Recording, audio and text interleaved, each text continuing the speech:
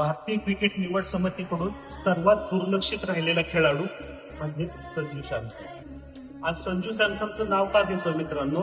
वडील दिल्ली पोलीसमध्ये होते.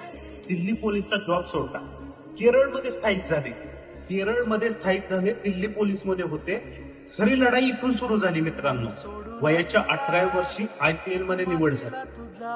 2015 मध्ये भारतीय संघामध्ये स्थान मिळालं, पण वर्ल्ड कप खेळायला 2026 उजडलं. तब्बल 11 वर्ष प्रत्येक वेळी इंस्टावरती ट्रेंड व्हायचं, जस्टिस फॉर संजू सॅमसन. लोकांना म्हणावं लागायचं निवड समितीला की संजू सॅमसनला घ्या, संजू सॅमसनला संघात घ्या. आणि ह्या संजू सॅमसनचा अखेर दिवस उजडला. आणि तो दिवस म्हणजे वेस्ट इंडिज विरुद्ध झालेली क्वार्टर फायनलची मॅच. ह्या मॅच मध्ये संजू सॅमसन खरंच झळकला मित्रांनो.